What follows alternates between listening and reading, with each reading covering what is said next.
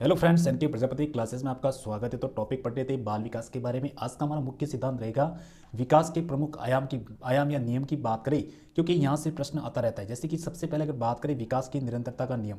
अब विकास की निरंतरता के नियम की बात करें तो जो विकास होता है गर्भावस्था से वृद्धावस्था तक चलने वाली प्रक्रिया है। जो विकास होता है ना वो गर्भावस्था से वृद्धावस्था तक चलता है, जबकि जो अभिवृद्धि होती है गर्भावस्था से किशोरावस्था तक चलने वाली प्रक्रिया है। तो यहाँ से प्रश्न बन सकता है कि विकास चलता है कहाँ से, गर्भावस्था से वृद्धावस्था, और जो अभिवृद्धि होती है गर्भावस्था से किशोरावस्था तक चलती है। उसके बाद में विकास की समानता का नियम। दूसरा नियम कौन सा है? विकास की समानता का नियम।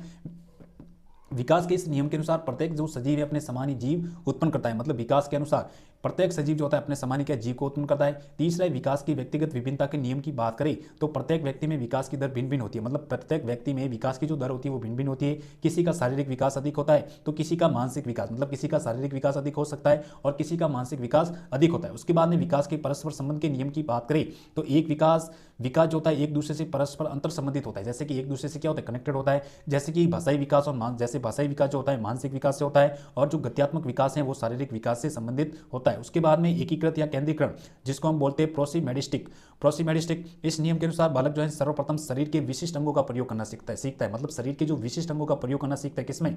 प्रोसीमेडिस्टिक में सीखता है। उसके बाद सामान्य अंगों का। उसके बाद में मस्तबोध का नियम, ये भी इंपॉर्टेंट सिद्धांत नियम है, जिसमें कि बताया गया कि गर्भावस्था में शारीरिक अंगों के निर्माण की जो प्रक्रिया है वो क्या कहलाती है? मस्तबोध कहलाती है। मतलब गर्भावस्था में शारीरिक अंगों के निर्माण की जो, तो गर्भावस्था में जो है सर्वप्रथम सिर, मुंह, गर्दन, दड़ व अंत में पैरों का क्या होता है? निर्माण होता है। तो जो ये नियम है वो कौन सा नियम कहलाता है? मस्तबोध का नियम।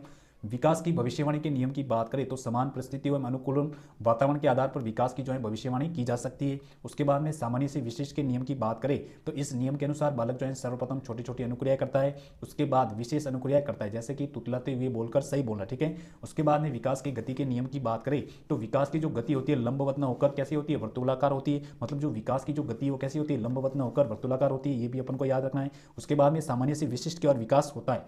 और विकास की दिशा के नियम की बात करें तो जो विकास की जो दिशा होती है सिर से पैर की ओर होती है। मतलब विकास की जो दिशा है, विकास किस तरफ चलता है? सिर से पैर की ओर और अंदर से बाहर की ओर होती है। उसके बाद में विकास पूर्वानुमेय होते हैं। मतलब बालक बालिकाओं के जन्म से पूर्व उनके विकास के संबंध में पूर्वानुमान लगाया जा सकता है। मतलब उसके पूर्वानुमान हम लगा सकते हैं कि बालक विकास कैसे करेगा, किस प्रकार का होगा। तो ये हमने टॉपिक पढ़ा बाल विकास के प्रमुख नियम के बारे में, जो कि यहाँ से प्रश्न आता रहता है। अगर आपको वीडियो अच्छा लगा हो तो चैनल को सब्सक्राइब करना, लाइक करना, कमेंट करना। थैंक